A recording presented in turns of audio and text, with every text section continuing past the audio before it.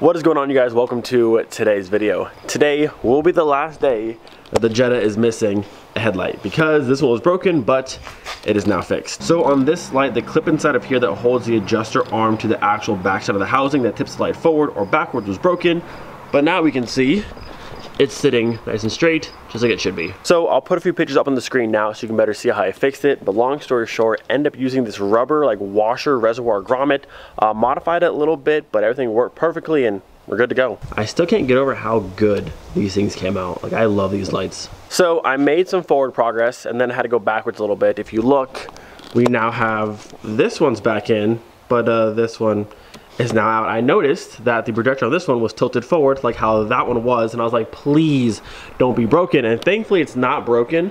But if we look, if I can even show you way, let's see if I can brighten this way up and take you way inside there, right there. So the clip isn't broken. The arm here just popped out of the clip. So all I need to do is just pop that back in and we're good to go. But I was so terrified this one broke as well. Okay, easy fix, back in the car. All right, adjuster arm is back in the clip down there. We are back in business. Projector sitting level where it's supposed to be. Hopefully now back in the car and not coming back out again. Okay, both headlights are officially back in the car. I'm gonna double, triple, quadruple check everything before the bumper goes back on. Make sure I didn't miss anything. Nothing needs to be adjusted or changed or anything like that. And then hopefully we're golden. All right, so both headlights back in the car. All that's good to go, but we do have one slight issue left. Not the end of the world, but let me show you. Let me darken this up to that. Okay, so if you look, headlight on the left is definitely brighter. I think this one has maybe like the original 4800K in it, and this one's a bit more white, more like the 6000K.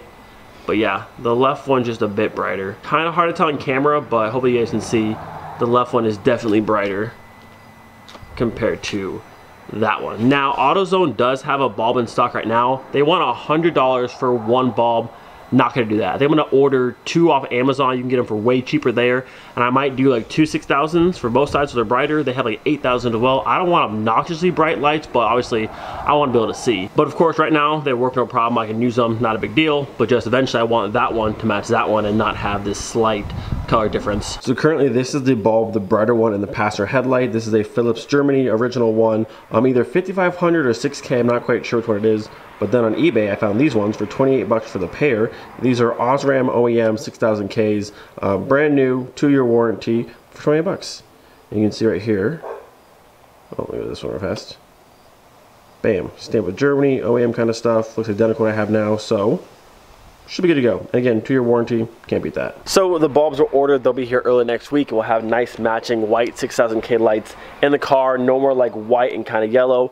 They work, but it drives me insane not having it matched, so has to be swapped out. And then just one final time, bumper off, lights out, and then after that, hopefully the car, the front end at least, can stay together for quite a long time. So moving on from one Jetta now to the next Jetta here, I need to get this styrofoam stuff off the wheel. It's driving me insane. So I'm gonna go to AutoZone, pick up some sort of cleaner, degreaser, something I can find that's gonna work the best to kind of dissolve that and not damage the paint and take everything off. And then after that, if that works, we have to replace this headlight because this one, you've seen before, has a little hole in it, and I have a new lens for it. You know, the wagon is looking kind of disgusting, but on the bright side, the headlight's been looking so clean.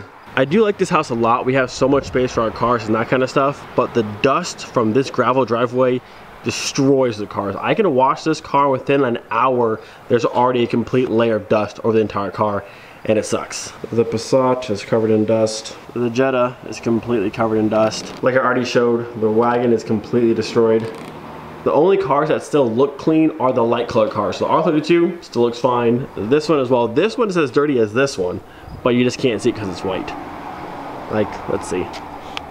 Just can't tell, you know? White car, you just can't see the dirt. Honestly, we should paint the wagon like a gravel tan and then we'd be fine. Because the black out here is just not doing it. Not gonna lie to you guys, it's kind of terrifying driving this car now because I don't want anything to happen to these brand new lenses. No rock chips, no scratches, nothing at all. which is why Laminix actually makes pre-cut out like protective film you can put over your headlights, and they have a set for the Mark for Jetta headlights. So I'm gonna order those. It's only like $34. It's super cheap, and I want to keep these lenses as nice as possible, as long as possible. The only thing I don't know, it comes in clear film. You can do tint, you can do smoked, or blue or yellow, which I don't want. But I'm kind of thinking I might do the tint. It's not as dark as smoked, and it's not as clear, obviously, but it gives it a little bit darker look, because I love the chrome housing on these lights, but a slight tint to that I think would be dope. All right, the goo gun has been acquired. We'll try this first and see how it goes. So since the gas gauge in this car never really moves, I'm not sure what's left, I figured we might as well add some more fuel to the car just in case. So at this point, I have put a total of 4 gallons of gas into the Jetta. The gas needle should move a little bit at this point. If it doesn't, then I know the sender in the gas tank is probably broken or off or something happened. But at this point, it should be moving. All right, moment of truth. Does our gas gauge work? Come on, baby. Oh, she's moving. Very slowly, but she's moving. Awesome. Glad to know that works. Shall we do a nice little Jetta cold start?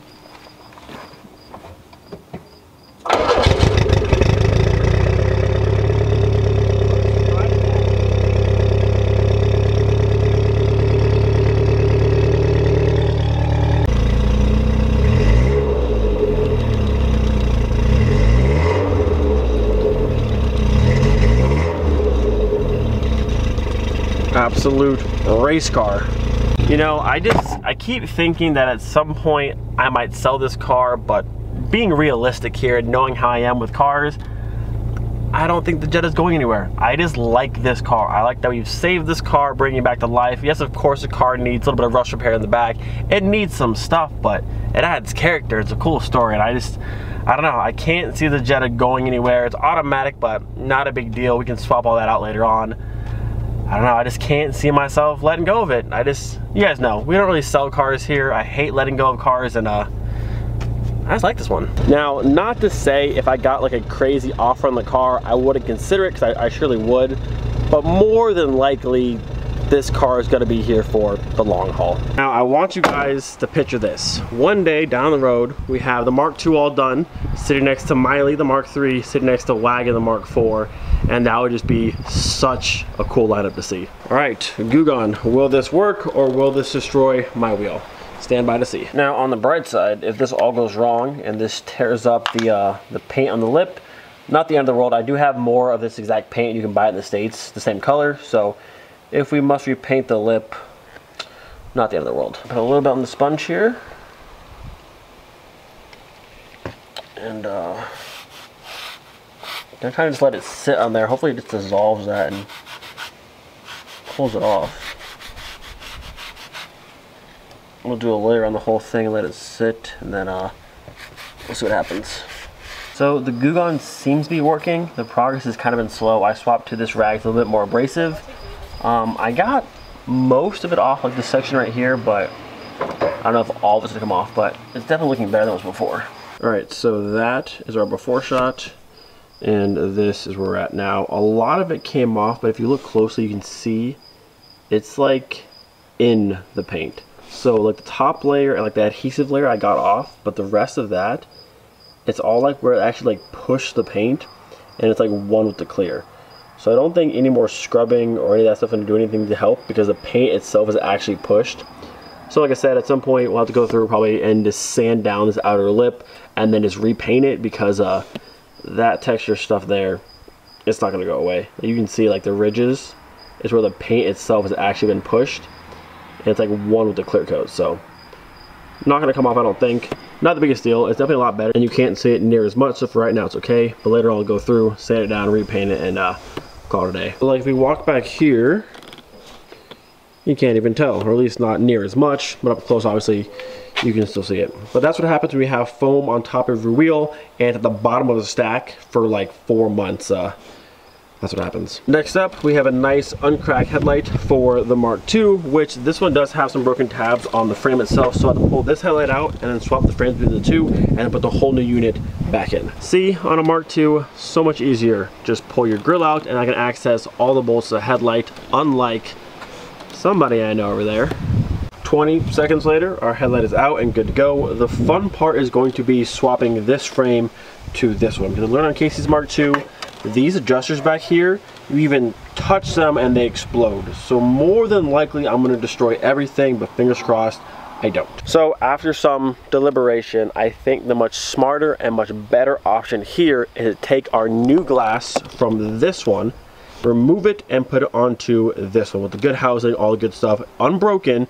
Just swap the glass, because looking at this one, all the bolts in there are like rusted and snapped off and everything's just trash on this one, but the glass is great. I need that, but I feel like trying to take all of this off of here, move all these brackets, they're gonna snap and break, and since it's already in good shape, I might as well just remove the glass from this one and put it on here, keep the housing intact, not break anything, and just be good to go. So on today's episode of Cooking with Christian, we have Mark II headlights. So those will be in there for about 10 minutes or so. We'll pull them out and see how it works. I haven't done the oven method in quite a while, but I have to do this quickly because the sun's setting, so hopefully this works.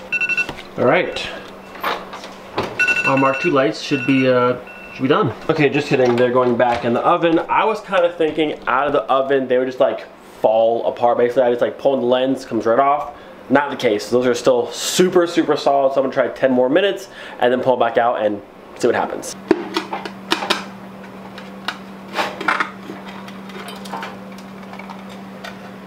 Voila. There we go. So I will say oven is definitely faster. It took me 20 minutes in total, and then I had to use the blade here and cut the bottom section, and then you simply work it out very carefully, obviously not to crack the housing or crack the glass, which in this case wouldn't necessarily matter, but there it is. So I'm going to clean this one up, get the next one off, re-silicone this, slap it on, and we'll be done. Alright, so the new headlight glass, got a nice bath. Looking pretty good. There's definitely some rock chips in it, but there's no hole, so definitely can't complain. Now we're gonna go through, scrape out all the old silicone of this one, re-silicone it, put the new glass in. She's done. Bam! Look at that beauty. Not as clear as the Mark IV glass, but definitely a lot better. There's no hole in this side, so that's good to go.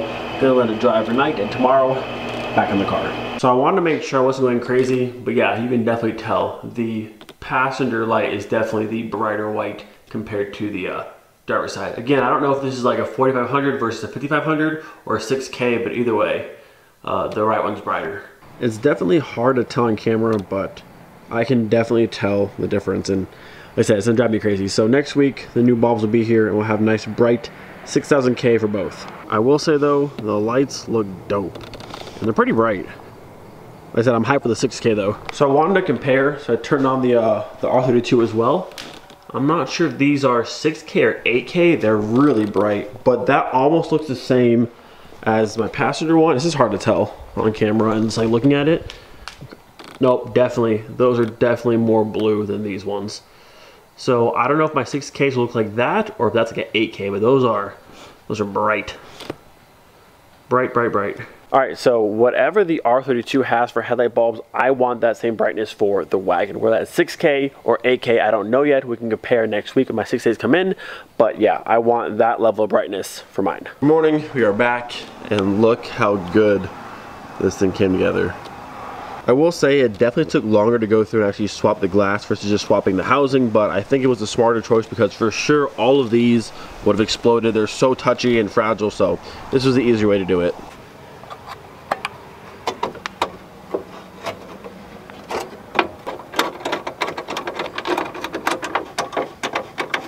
There it is, fresh glass for the Mark II. Again, thank you Ethan for sending that over. Now the Mark II looks nice and complete. Oh, she looks so good. We got fresh headlights over there. We got some over here. All the love for the Jettas this weekend. So at this point, we are just about 3 weeks in with the Mark II, and honestly, this car is coming together very, very nicely. We just need a radiator, and then running wise, the car is completely good to go. My bumper lights should be here hopefully next week. They come from Germany, so taking a little while, but they are on the way. And I gotta figure out what I want to do with the brakes, whether I want to just keep these ones or if I want to upgrade, because I have calipers to do G60 brakes in this car, which is a 280mm rotor, or I can do the old one from Miley, which is the 256mm rotor, which I think I'm leaning towards the 256 because the calipers off Miley are already sandblasted and all that stuff ready to go. So I think we'll probably do that upgrade for the car and go from the, I think it's 239 solid steel rotor to a 256 vented rotor with a bigger caliper.